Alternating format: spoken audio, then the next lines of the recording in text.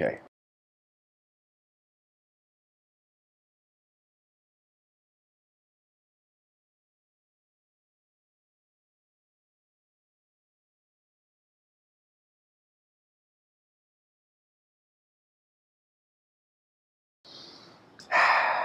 Okay. Hello, everyone. Welcome to today's episode.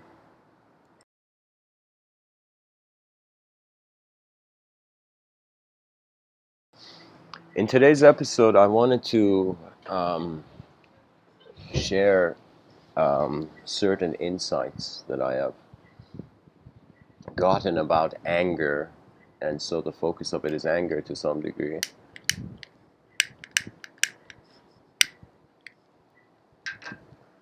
And I guess to share a perspective on it, anger, the Buddha, the good old Buddha, told us that anger is like burning coal, that whenever a person gets angry, they burn themselves, they burn their own hands, but they also burn the other person they throw the burning coal on. Now, from a different angle, we have a Tibetan Buddhist practitioner. I believe it was Sogyal Rinpoche, but I could be wrong. He had this quote where he said, "Unless you conquer anger, all your enemies will be inexhaustible." So we can say anger is something that if you don't conquer it, it conquers you. That if you don't control your own hand, in some sense you burn others with it.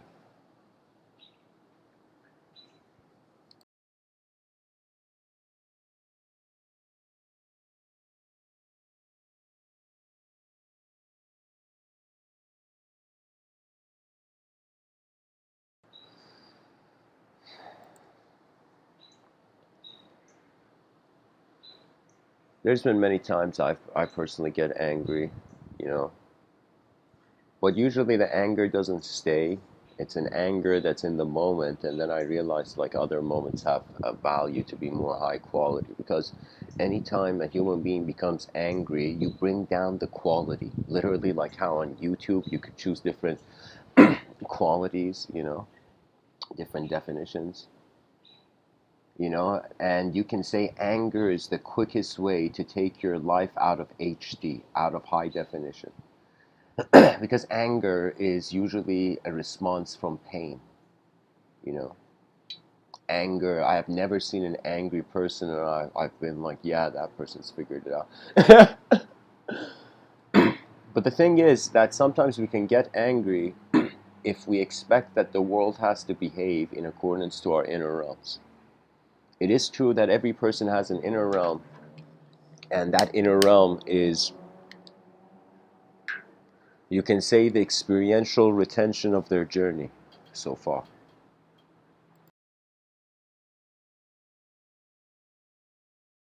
And the outer realm is how the existence has ended up so far.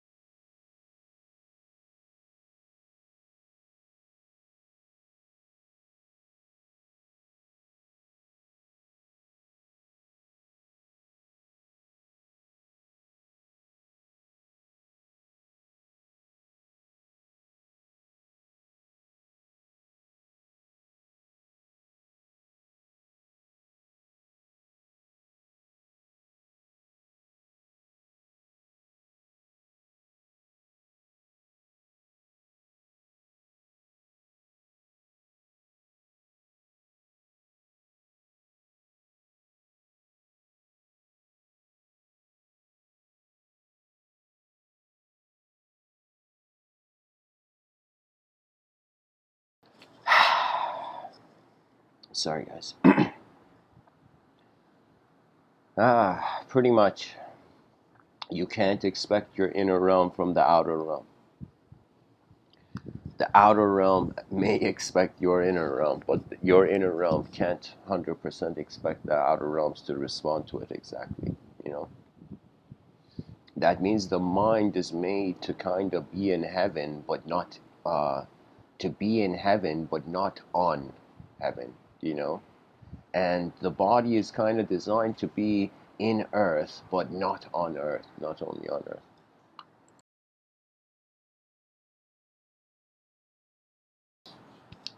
You know, there's been times where I have expected others to care for things the way I have. I have expected the world to accept the film that I saw from it. But many times in life, it's not the case, that nature has its own mind, you know? And moments that we get angry, it's strange. The reason it's strange is because it's a declaration. Every time I've been angry, it's as if I've known I've been right, and I'm like, how dare the other person not know, you know? But I have been in the wrong. You know, you live as a fool for many years until you suddenly one day you're like, oh my God, I'm not a fool anymore.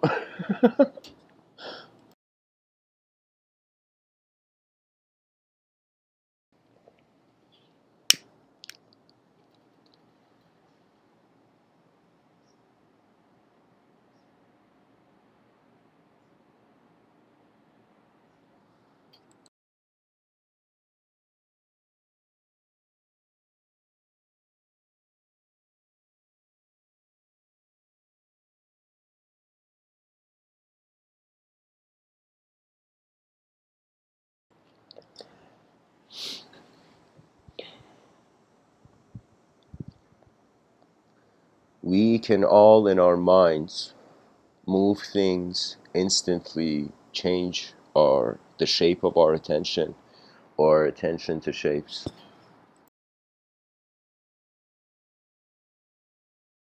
And when I notice anger, it is an instant shift. It's literally like one kind of film is playing in accordance to an archetype, one kind of inner realm film.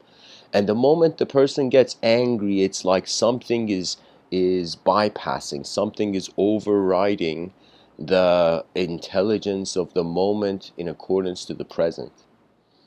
That means when I get angry, it's as if it's not me there. I can tell you every many times I've experienced anger, intensity, even sometimes in sorrow as well. You know, it's like you as a human being have an expectation, not on just the world, but of yourself, actually.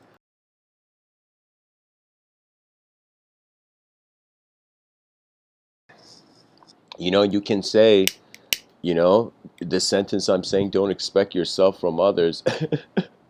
You can even say, don't expect yourself from yourself. You know, sometimes the person can have the most perfect plan, then come to implement it and suddenly see it doesn't implement in the perfect way. You know, that means either man has to get comfortable with imperfection or man, it needs to suffer until he finds the perfection.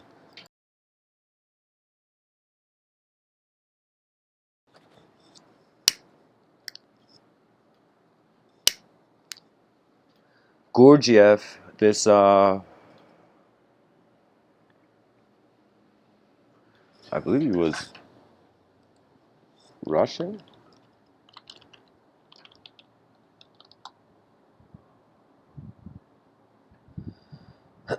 Oh, sorry, Greek Armenian. Oh, Russian too. Um, was a mystic philosopher and spiritual teacher and composer of Armenian and Greek descent. George Ivanovich Gurdjieff was a mystic philosopher, spiritual teacher, and composer of Armenian and Greek descent, born in Alexandropol. Yeah, so Gurdjieff, this Armenian mystic, I know this story about him that when he was 3 years old, his father is dying, and his father has nothing to give him. Literally nothing. And his father on his deathbed says, son, I have nothing to give you, but I will give you a word of wisdom. And the 3-year-old Gurdjieff is listening, and his father says, whenever you get angry at people, take a whole day before you respond. Go and think about it a day and then come back and respond. Let a whole day pass and then respond to any time.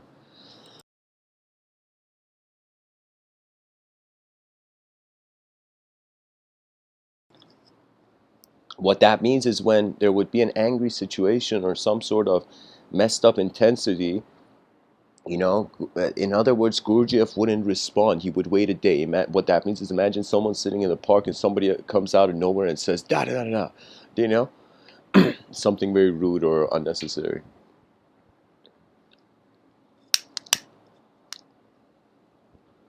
And it's as if, like from Gurdjieff's book, you ignore the whole not ignore, but you don't take the incident seriously until you've had a day to consider it. Something I noticed that we haven't been actually trained and taught how to use our minds. We have been given strategies, and I wondered about this. How could we have minds but not know what they are? How could there be an unknown instantaneity? How could the concept of knowledge's edge have meaning?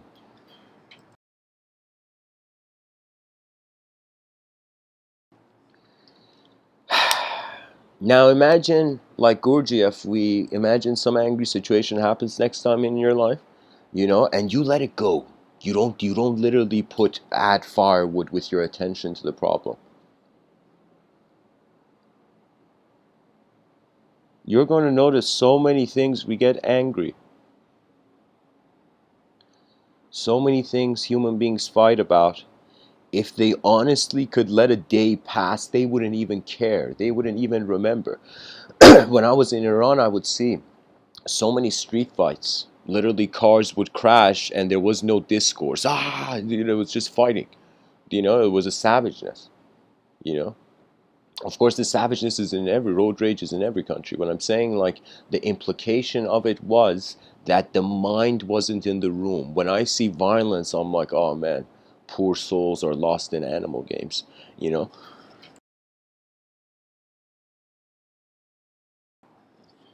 And of course, not that any soul is poor, not that anybody is unfortunate. Even if I see the weakest person, I don't consider them weak because nobody knows how the future is going to move. Nobody knows how the future is going to open its eyes.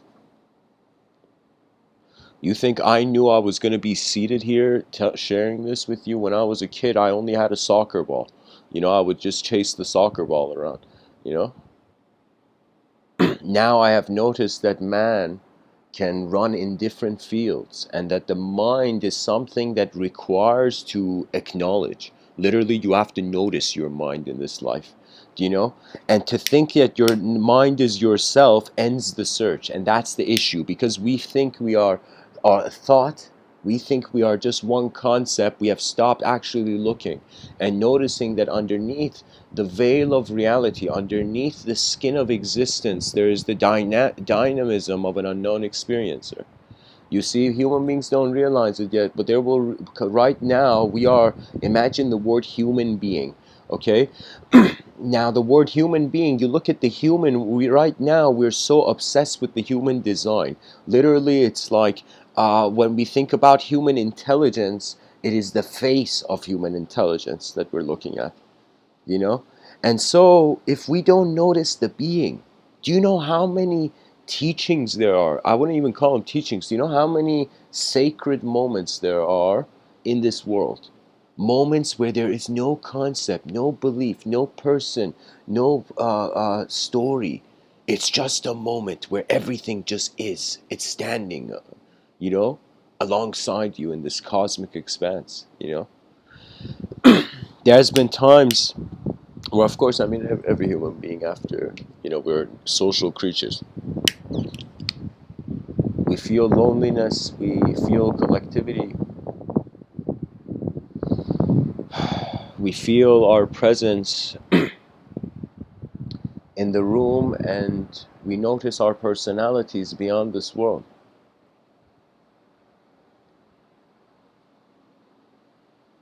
If our species becomes so incredible in its attention and attendance to building an advanced civilization by looking at nature one more time with less language, there is a hope that some people, their minds, they have to put the key in the door. Some people, their minds open. I've seen it. Trust me, I have seen way more open minds before I notice I can open my mind. You know, you first walk with greatness. There is no such thing as greatness, even in the inner realms. It's something that you endure and you continue. So you just like how, like repetition sculpts a meaning. Every person that has called you your name has added one more moment to your life of you being this solid, not solid, but this image of self.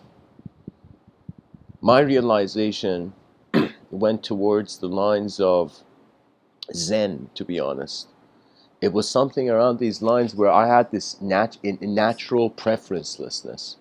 Like literally, it wasn't that I cared or I didn't care. It's as if here's the thing. Imagine a person when something emergency happens, they care, you know, and when an emergency doesn't happen, nothing. They're just like casual, you know. And I was in this sort of casual preferencelessness after realizing in 2011 that I have no idea who I am while living all these years here on this planet. And still the answer is I don't know, but now the I don't know is bigger, you know?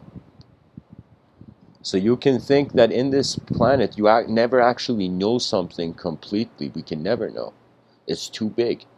What we know is we can know until we notice the unknown. We can know as far as the unknown, and then the unknown is its novelties dance into the manifestations of the realm. You see, I forget the names, but there were 7 levels, the lokas in Vedic thought, you know? And there was the earth plane, and then there was the realm between the worlds. Then it was the plane of, you could say, the plane of what they would say ghosts, demons, and divine beings. After this, it will go to another level where it was very specific. It was Indra's abode. After this, there was, oh man, I feel like I need to read this.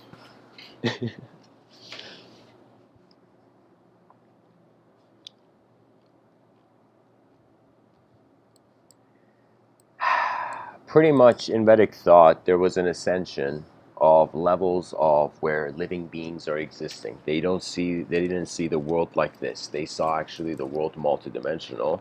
Technically, in a simple way, you can say into 14 dimensions. Kind of very strangely similar to Dante's Inferno, which makes me feel Dante may have been inspired by Vedic thought. But I don't know. In these 7 levels, you start from Earth, then there's an in-between. Earth, the Bardo in Tibetan Buddhism they call it, but in Vedic thought,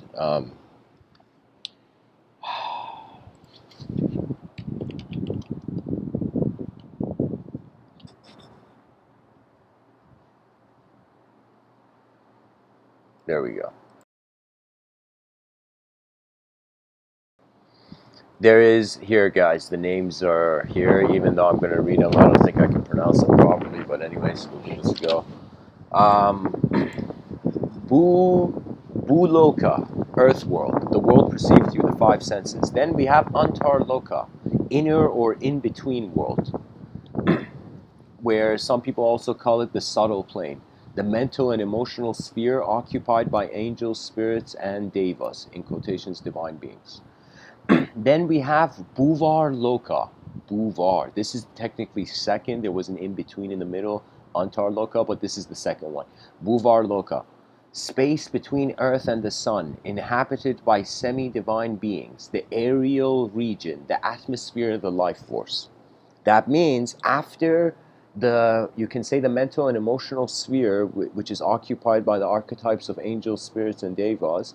Then there's just space, intelligent space. Do you know? This is where collective beings live in Bhuvar Loka. Then we have Svar Loka, region between the sun and the polar star, the heaven of the god Indra, Svar Loka. You know? And I was thinking heaven of the gods between the sun. I mean, what could we find between the sun? Probably some galactic thing. You know, that means it's like, who knew the gods used to be aliens?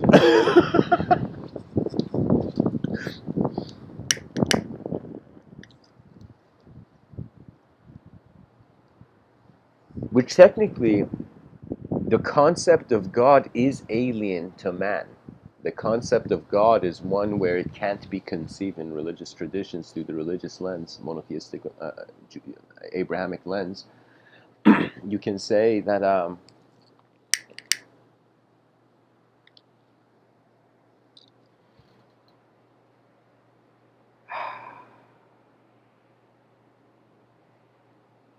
God is staring at himself through man. After Svarloka, we have Mahar Loka. Mahar Loka. Now, Maha means great in Sanskrit, I believe, and so this is the abode. So first, okay. So if I could recap, there's the earth world, then there's the mental and emotional sphere, then there's the space between earth and the sun, inhabited by semi-divine beings, collective beings, consciousness, pretty much fields, they're living fields. And then we have Svarloka, region between the sun and the polar star. This is like a galactic kingdom. So Indra is like some, I think in the New Age community, what they are, the same archetype of Indra is being translated as Ashtar. Do you know?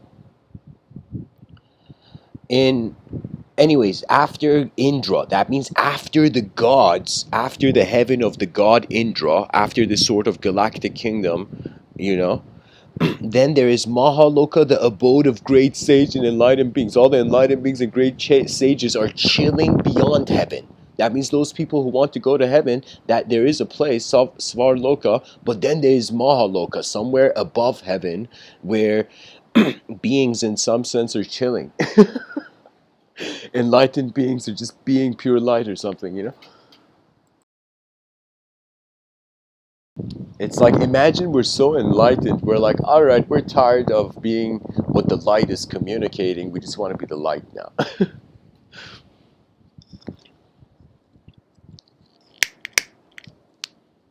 By the way, something that I don't know how many people know this, but in Vedic thought, there was a rishi named Rishi Vyasa. And Rishi Vyasa was this very enlightened being, this great sage. And you can say that, oh yeah, gods would come and talk to him pretty much. The gods from other dimensions would come, right? That means it was as if in Indian ideology is one of those rare places. I think in Greek mythology that this pattern is present there, and maybe in a lot of mythologies. But the thing was that gods had problems too. God problems, you know, God's problems, like plural, you know. So you can say in Vedic thought they kind of technically indirectly are monotheistic, but in invisible response they are not.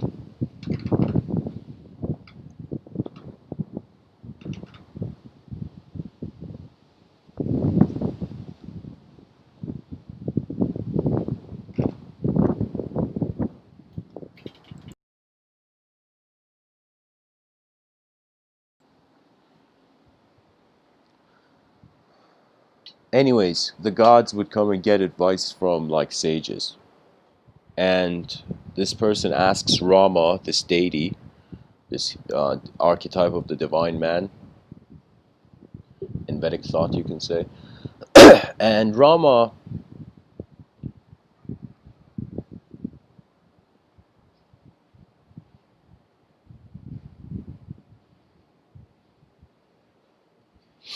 he's asked about work, and some guy comes and asks him, "Hey Rama, like, why should we work for enlightenment? Like, what is this? Why are we not all enlightened yet? You know?" I mean, the guy doesn't probably ask it like that, but whatever. Rama looks at him and says, "Hey, man, you got to be very happy that you're here on Earth." You know, he says, "Earth is the only place where it's the easiest to get enlightened." Do you know?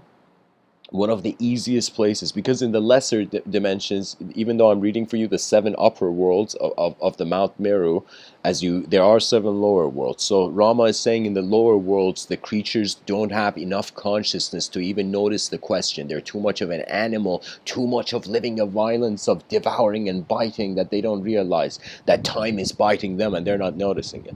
You know, that the mind requires to live a life, and we must command it as humanity.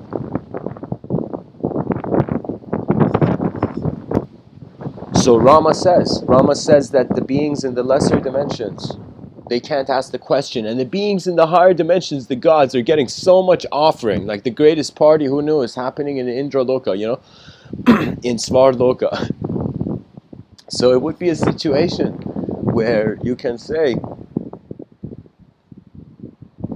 that the gods are getting so many offerings that they don't need to ask the question of what else is there. That means in lesser dimensions, so much pain, they can't ask the question. They're all busy with that.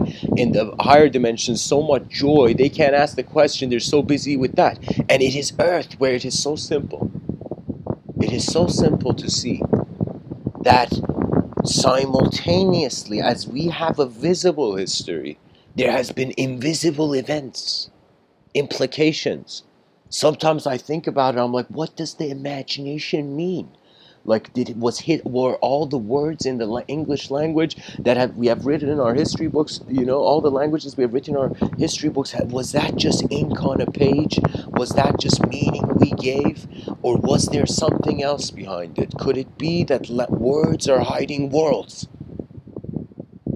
And worlds are hiding the celestial names.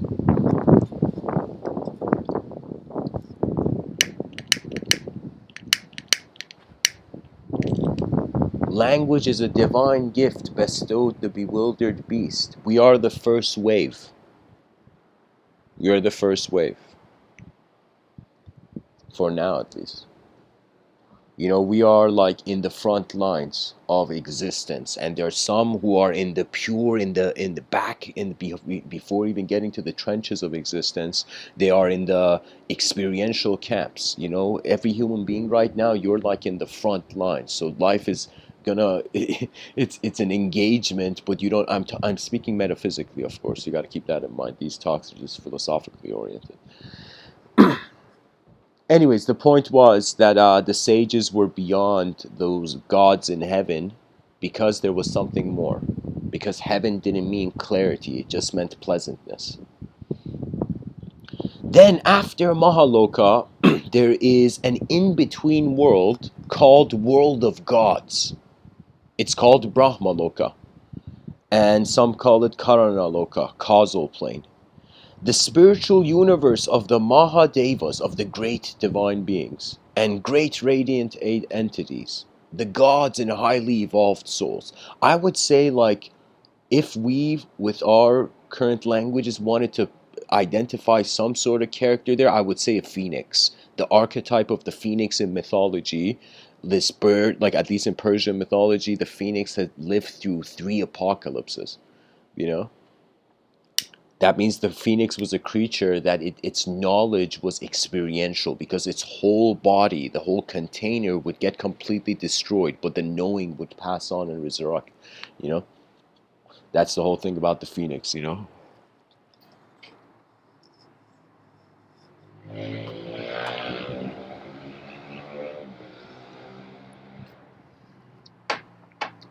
After the in-between world of the gods, the Brahma Loka, then we have Jana Loka. So technically the fourth realm was Mahaloka, the great sages, then the in-between Brahma Loka, then the 5th Jana Loka.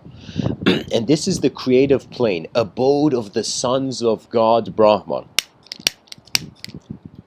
Now this part of the metaphysic is so interesting, because in order to create the higher celestial relationships, it's technically what we intuitively extracted from what we subconsciously felt was could have went on. Do you know? It's as if the person, let's say they leave something, they don't know if there's food on the stove or not, and they're talking to someone on the phone, and they suddenly get this feeling, and until they go check it, and imagine they feel, okay, I feel intuitively, oh my God, is something on the stove? Is something on the stove? On the stove, and you go and you suddenly see there's nothing on the stove. you know. So I'm saying that sometimes in life it's like multiple waves of interference. When I speak, like as I'm speaking, I pilot through different levels. I pilot through a level where I don't lose sight of the film, the inner realm film that's moving before and I just vocalize that inner realm film pretty much. But anyways, back to the lokas.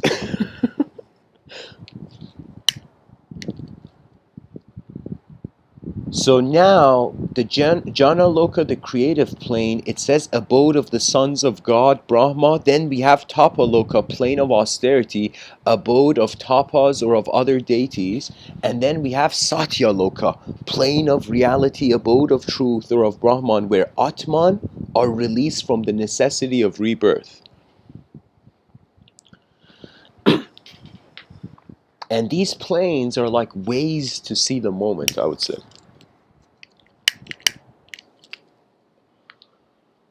Satya Loka, I see it like this. Pretty much, Jana Loka is God's children. Even though we think we're all God's children, but we're like in our minds God's children. This is metaphysics, Vedic mythology. This way, it's literally the sons of God. That means emanations of the sun. So literally, it's like we become avatars of the knowledge of the realm in Jana Loka. And then we have Tapaloka, plane of austerity, abode of tapas or other deities. You know how I see it? You know how, like, I noticed this, like, when I was growing up, like, my aunts and uncles, they were around. In Persian families, they're big families, close families. So, I remember, like, my uncles and my aunts being there, as I was growing up.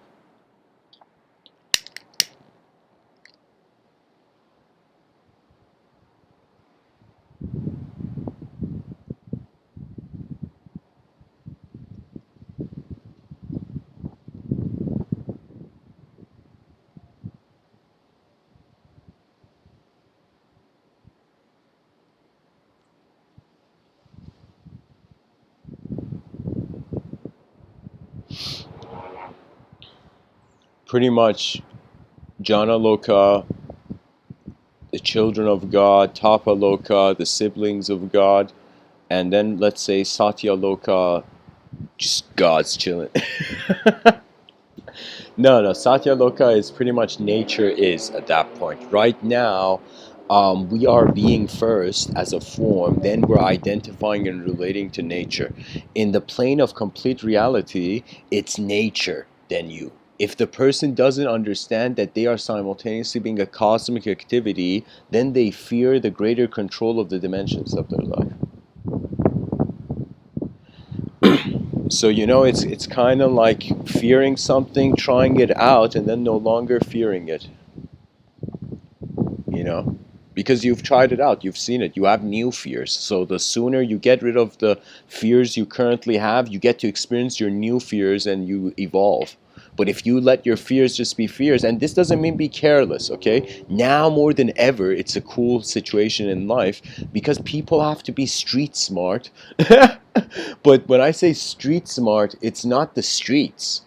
They have to notice, they have to become life sensitive. I will tell you, it's no longer survival of the fittest, it is survival of the life sensitive.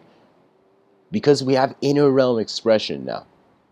Back in the day, it was just physical bodies, no language. Like we would survival of the fittest. I could totally understand, But now there is something else. There is like a symphony of a greater dimension. Technically, as if when we look at other species, we're like, okay, what's wrong with all these animals? Why are they so behind? You know, were we like the A student, the A plus student of the cosmos of evolution? Like, what's going on here? Why are we so ahead? You know, and so why we are ahead is as magnificent as the wind's intervention in moving leaves that could perhaps never be able to understand the wind's journey. The eyes can move you in ways that you can never see those eyes, technically. Nature has a mind. You know, for me, it was a kind of a glitch in the simulation moment. I experienced this moment. I think it was 2015. I was in UK, and it was literally, I don't know how to even word it. I could just tell you. Imagine you're looking at something, you know, and suddenly you notice the one looking is not what you're looking at. As sudden as that, a complete, literally, it was as if, you know, Albert Einstein says, if you judge a fish by its ability to fly, it will go on thinking its whole life it's stupid. Do you see? So that's what's going on in life. Nobody is stupid. They just haven't found the mindset that activates their intelligence.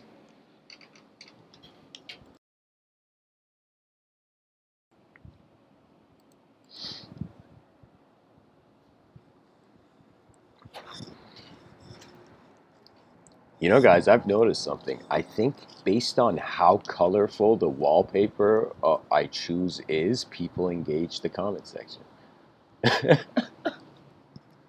That could be. That could be.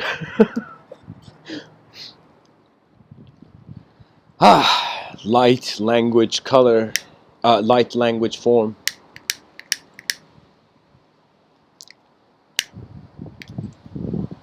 The alphabet of the human soul.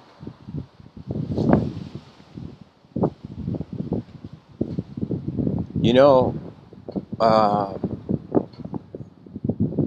when I say don't expect yourself from others, I mean that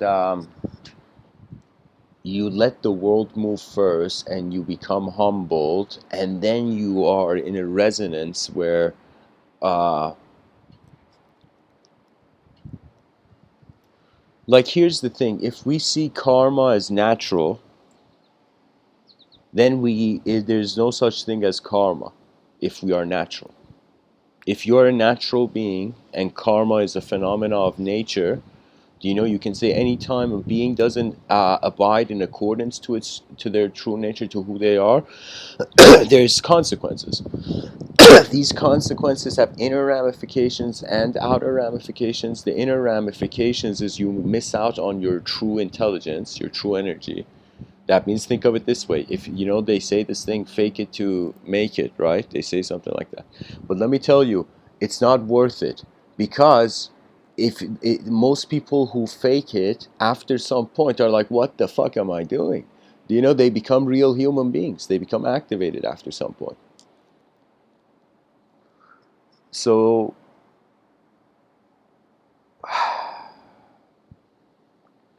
I have renounced myself from the mirror and the outer. The Ribu Gita had a saying, and it was as if the realized being, something like this, I don't know, the liberated being, they see themselves, their body as another. Do you know what that means? That means a level of mystical inquiry, you know, a precision of non-dual focus.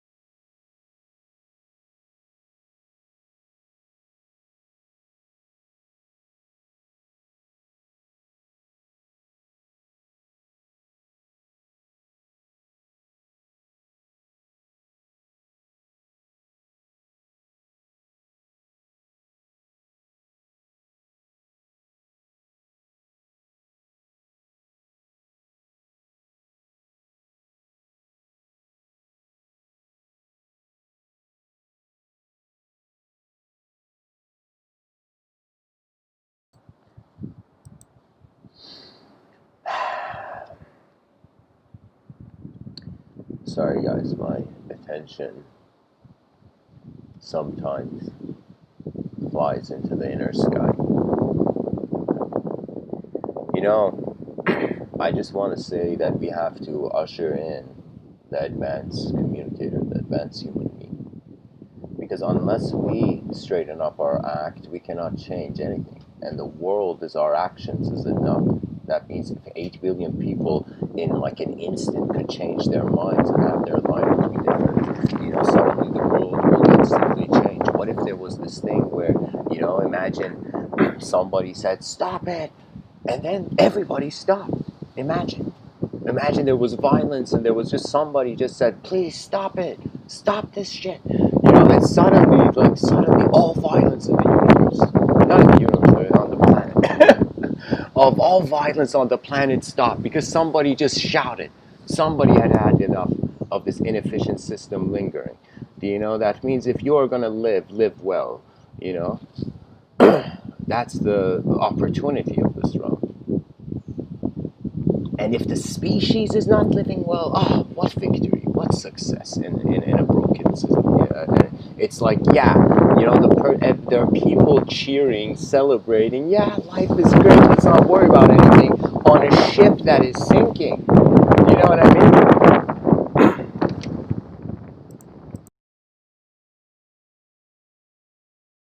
And I realized that whoever, like, if a person does what everyone else is doing, you will end up where everyone else is ending up. That is the value of your own eyes, your own search, the adventures that become mirrors of your soul, of the stories that you kind of like wield as you experience. I can't tell you, like, if somebody asks me about like ability, skill, and power in this plane of existence, I will tell you individual power, it's adorable. Collective power, royal, great, majestic. Individual power, yeah, keep playing in the sandbox, It's like wake up to the mind of your species. It is the highest honor that we, our species, wins. You know? Imagine literally that moment we built an advanced civilization. Imagine, imagine like in 600 years we have built an incredible advanced civilization. Sky cities are all floating into the air, trying to activate civilization. Phase 1 of civilization 2.0 and going up to phase 2. It would be a situation where imagine after we built the advanced civilization, suddenly in the sky, we're like, what's that in the sky? And we see literally like, like imagine on the sky, you know how in video games, like when the video game ends, there's like a sentence that comes on the screen, like, I don't know, game over, or like, you know, level up or achievement unlocked or something. Do you know what I mean? So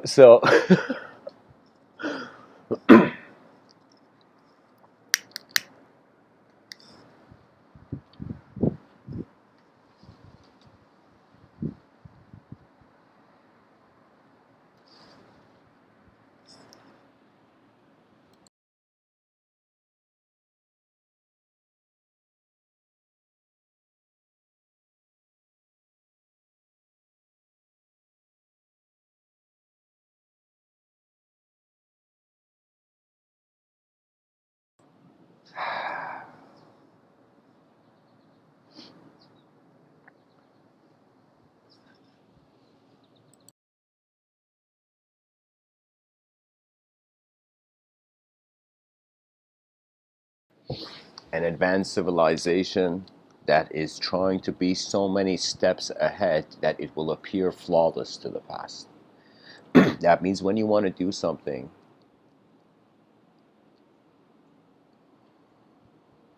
you must, in some sense, whatever you do, attempt to aim for the highest steps you can.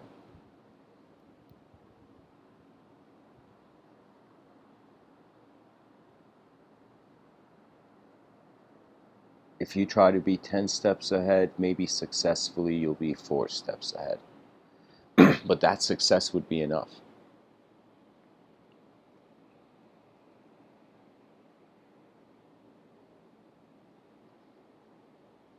That's success.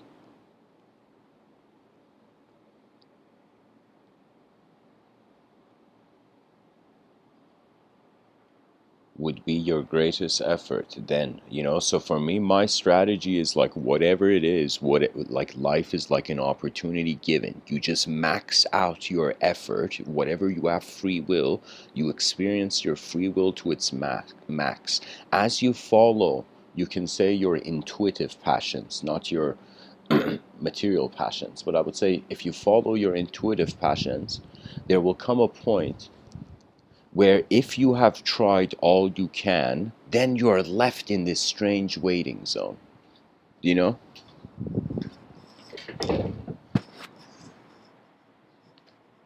A sort of.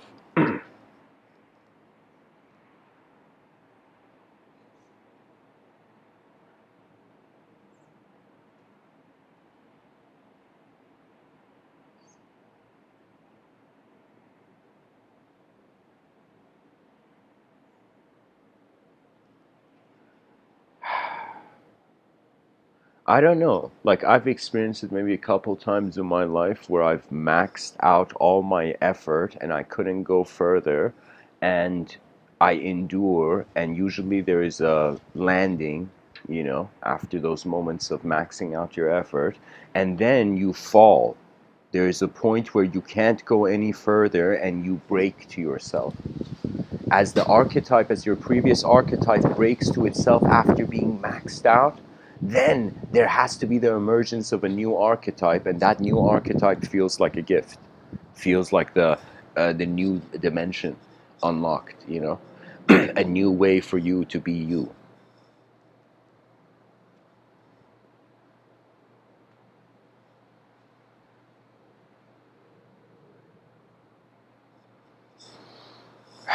Let us go into a quote tunnel of anger. Let us see if we need to wear masks for anger too.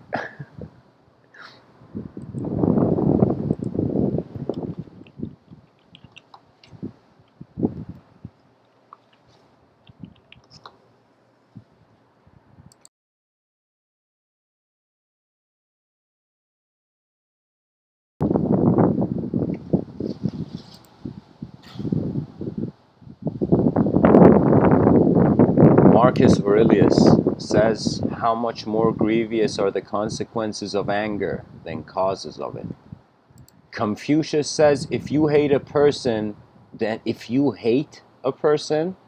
you're defeated by them.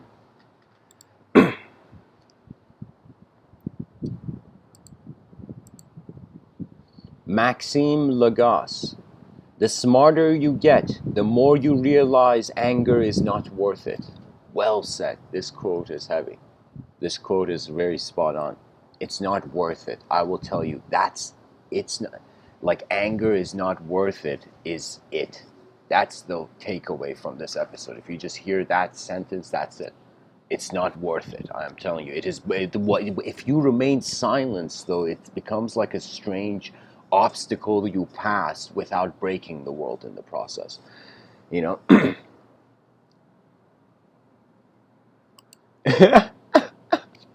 This quote is so epic. It's from Ambrose Bierce. Ambrose Bierce. Speak when you're angry, and you will make the best speech you will ever regret.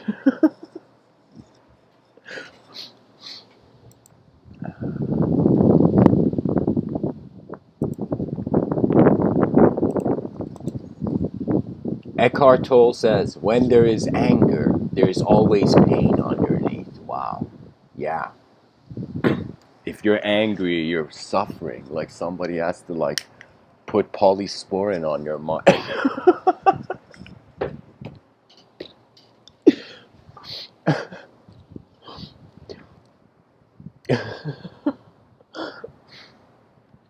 Oh man, that's so silly. Okay, let's continue, guys. The Buddha, yeah, there we go. You will not be punished for your anger. You will be punished by your anger. Yeah, there is a backlash or some sort of return of anger. But it's not just return of anger. The only easiest way to get out of anger is putting your attention on something that is way more important. Do you know what that means? That means imagine you're someone, a person with a strategy, and you're going about your day, right? And suddenly you see an angry person disturb you, someone random. Do you know? And you, instead of engaging that anger, you treat the angry as invisible people until they grow up. That's pretty much it. That means anytime there is an angry person in a room, everybody in the room, it should be protocol, like global protocol. Angry person, just let that person watch themselves in silence. The fire extinguishes. I'm telling you, that means sometimes if you notice, I mean, something messed up happens in human psychology where it's fire fights fire and then the whole house burns down. You know, but if one person can be like water, you know, and not a water that is afraid, you know, like be like waterfall level impact water.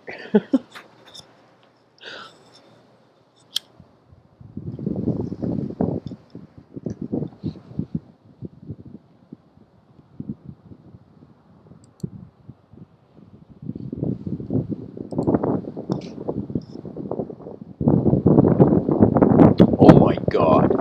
This quote is from anonymous guys, but this quote is so next level. It says, "Control your anger. It's only one letter away from danger." Yeah.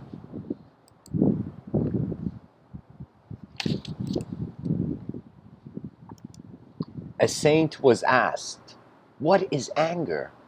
He gave a beautiful answer. "It is a punishment we give to ourselves for somebody else's mistake." Wow. Wow, wow, wow. That means when you get angry because of someone else's mistake, you are bringing misery upon yourself. Do you see how the Zen masters walk? As if a thought or language could never touch them, you know? It's like someone asked them, you know, "Do you believe in anything?" And the person's like, "I haven't seen a belief in eons." What belief? Where are these beliefs, you know? In a changing world, what do we believe, you know? The poetry of the madness that love conquers.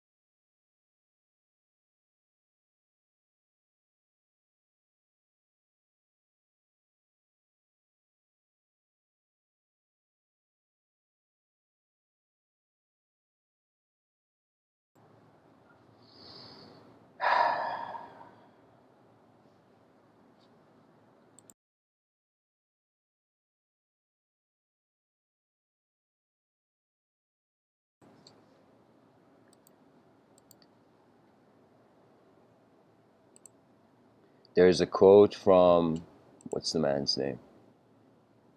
Hang on, guys. There's a quote from,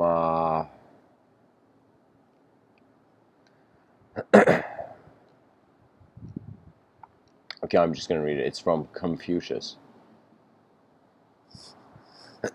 Only when a mosquito lands, oh my god, this.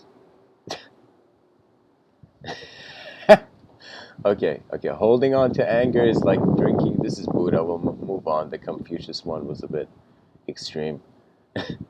Holding on to anger is like drinking poison and expecting the other person to die. Um,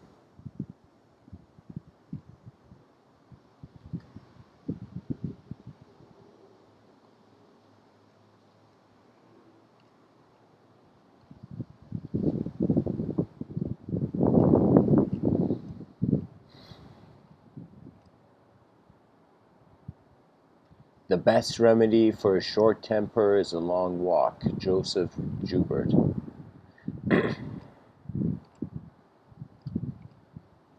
Aristotle, anybody can become angry. That is easy.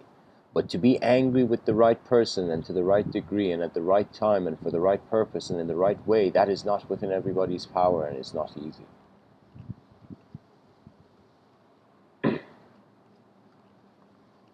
Grace Kelly, getting angry doesn't solve anything. Dawson's Creek. I think that's a show. Don't let yourself get so angry that you stop loving, because one day you will wake up from that anger and the person you love won't be around anymore. Joe Hyams. Anger doesn't demand action. When you act in anger, you lose self-control. Yeah, that means angry people are just like freaking out. That's it. They're just freaking out in a violent way, or in a savage way, or intense way. Bruce Lee. A quick temper will make a fool of you soon enough. Yeah.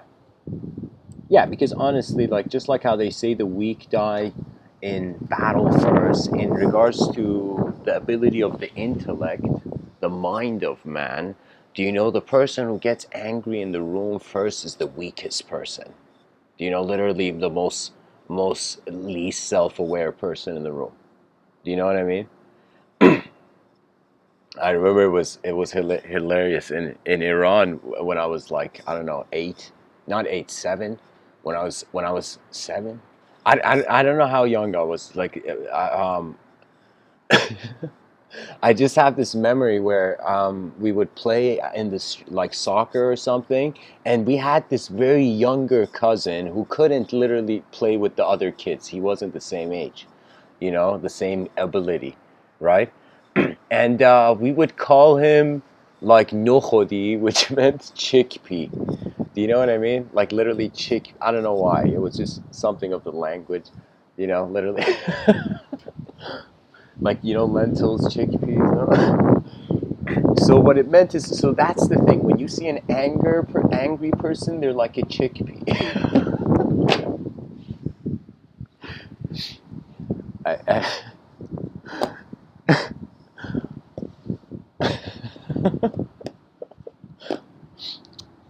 Oh man. All right. One last quote and then I'll get out of this tunnel. Horace. Anger is momentary madness, so control your passion or it will control you. Stephen King. If you don't control your temper will control you. Prophet Muhammad. The strong man is not the good wrestler. The strong man is the only one who controls himself when he is angry. Stephen Richards. Do not let anger lead to hatred, as you will hurt yourself more than you would the other. And then there's a bunch of pictures of, like, animal quotes, guys. Like, animal picture. I'm going to share this link in the chat section in case people are interested. Yeah, guys, pretty much. I mean, we've kind of gone round, full circle. Anger is not worth it. It's a moment where there is no self that's being controlled. So technically, you're possessed by your own ignorance or your own past. And I personally feel an angry person is actually having a multidimensional moment. They're being in two moments at the same time, because the energy, and if you see an angry person or a violent person, you could totally see the memory of what fucked up thing happened to them that they became this violent, or what they saw. Do you know what I mean? That allowed them to become this violent. Because here's the thing. Nobody knows until they see. It's the eyes. So even though it's some people debate the tabula rasa in philosophy of how we all enter this world as a blank slate, but it's really based on what the person knows. So you like right now, it's like it's based on our exploration of the realm that we actually see what's real. And the issue is that human beings shouldn't actually be paying attention to human beings on a like a competitive level. I would say, okay, let me find better words. Guys, I said something. 2 viewers just instantly left. It was like they had had enough. I get to see how many viewers are on here.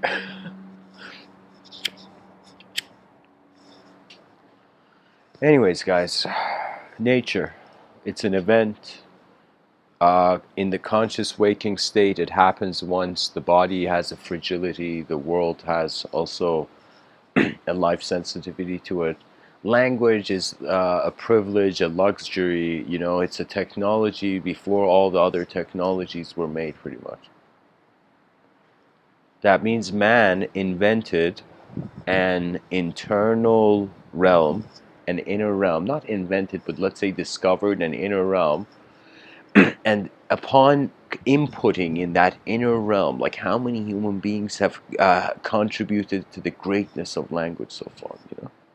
Like, think about it. How many human beings have written stuff? They've just shared their life with the world that they could only see once.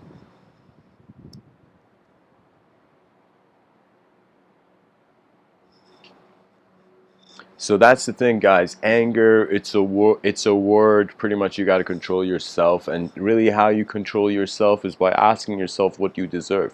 If you deserve becoming an angry, violent person, if you deserve to descend into the animalistic realms, then that's what you deserve, because your inner realms haven't seen another option. That means we have to recognize there's an incredible design component to what we're calling the intellect, the mind. And it has a sophistication where we're creatures on some direct experiential level. Life is happening like we're in a film, but then we have this whole, you can say, world inside a world, or an inception like dream inside a dream. We have language on the world. So for me, it's as if first there is the objective realm, and then there is the ability for there to be something else. Because the idea of the soul wouldn't need to exist if there was no body, or if there was no body, you know. So that's what I'm telling you. That it's so much of it, it's linguistic, language-based, conditional structure. So if you do not look at this life like a designer, you're missing out on how the mind is working. It's response oriented. I'm telling you.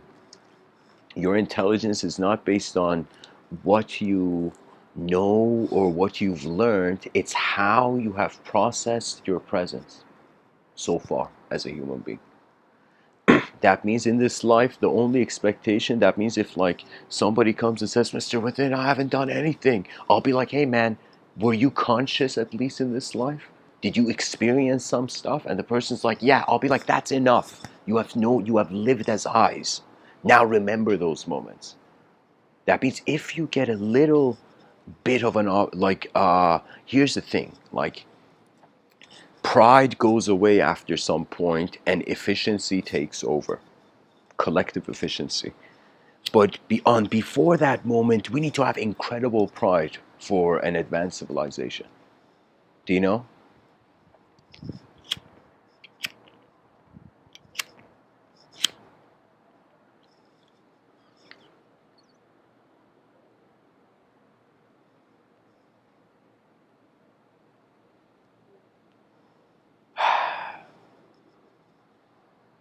It is the greatest game we can play on earth, to renounce the inferior, inefficient mindsets and set our minds on the space where matter can move anew. There's only one grand instruction in this life. Go forth.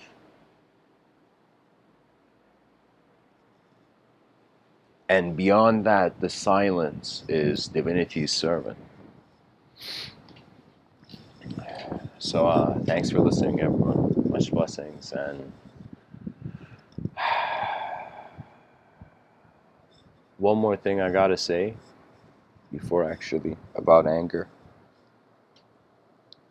Let's say you have done something angry.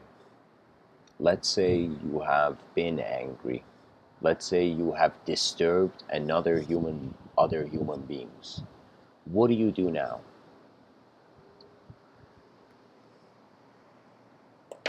The notion should be that every human being must expect from themselves uh, the excellence of the greatest vision they have, the better vision they have, they can access.